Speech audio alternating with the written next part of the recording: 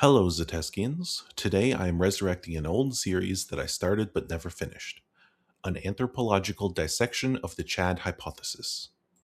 Last time we mentioned that believers of the hypothesis think that a disproportionately high percentage of women in their 20s attempt to court a disproportionately low percentage of men of the same age group, known as Chads.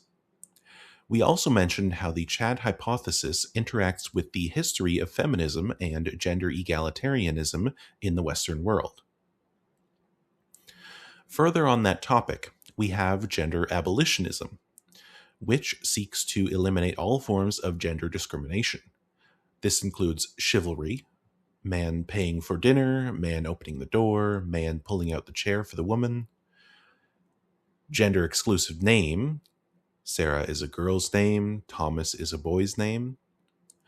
Gender identifying colors, pink for baby girl, light blue for baby boy. Gender identifying clothing, skirts, panties, bras, boxers, briefs, makeup, high heels, and so on. If society completely abolishes gender, we will see a new form of equality. In some ways, it will be similar to the historical transition for black-haired, white-skinned people, who used to be viewed as innately deceptive or malicious compared to their blonde or brown-haired counterparts. In modern times, many people wear wigs, weaves, or dye their hair. In a potential gender abolitionist future, people may wear binders, stuffed bras, fake beards, or other such apparel as a fashion statement rather than a gender or sexuality statement. In such a world, it would be difficult, if not impossible, to distinguish homosexual couples from heterosexual couples. So I suspect that homophobia and transphobia would no longer be present. Just like how hair color discrimination isn't present in contemporary Western culture.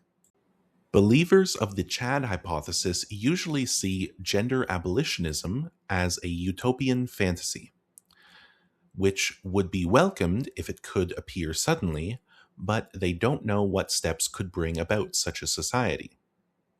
Anthropologists do not claim to know the steps either, but we assert that such a society is theoretically possible. There are no biological or psychological barriers preventing such a society. In the fictional universe of the Fallout games, various vaults are set up as social experiments, where generations of people will be completely isolated from the outside world. If the starting group was selected to be gender abolitionist advocates, then the hypothesis for the experiment would be that we expect to see a completely agender society after approximately 5 generations. These types of experiments are unethical to perform in real life, but perhaps as computer simulations become more advanced, we could eventually test some of these ideas. Believers of the Chad hypothesis will often point to historical precedent to back up their claims. Historically, it is estimated that only 40% of men have reproduced, while 80% of women have reproduced. However, anthropologists have other means to explain this discrepancy without invoking the Chad hypothesis.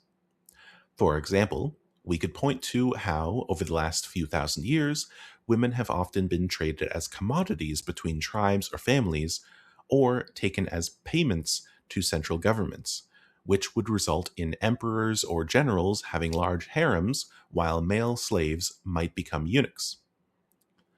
We could also investigate biological reasons why women may reproduce more than men. The single X chromosome in males leads to a greater probability that a mutation will have an impact on the life of the individual. This could lead to higher rates of infertility among males compared to females. It could also lead to higher prevalence of risk-taking behavior among males compared to females, which would have the downstream impact of leading to more male deaths before reproduction. From a biological perspective, females reaching puberty at a slightly younger age would, all other factors being equal, lead to slightly more females surviving to reproduce compared to males. Another factor may be incubation time. If a female misses her chance to mate for reproduction, she only needs to wait a month or so to have another chance. If a male misses his chance to mate for reproduction, he might need to wait 10 months for his counterpart to be fertile again. From the perspective of a functionalist anthropologist, the discrepancy could also be a result of war and violence. Any societies who killed breeding age women more than breeding age men would eventually fall to population collapse.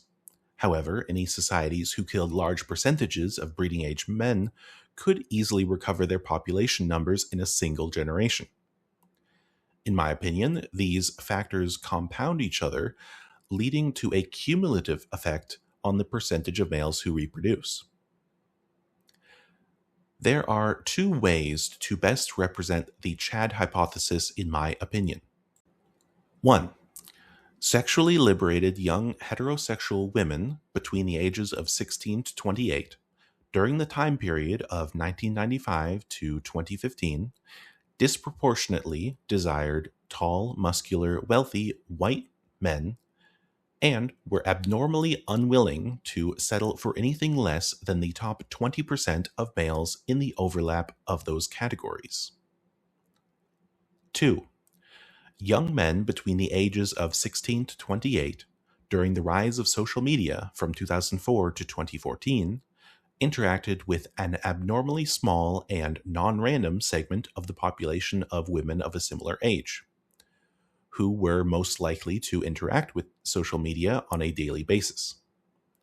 This led to the impression that the wider population of women of that cohort shared the sexual proclivities of this minority.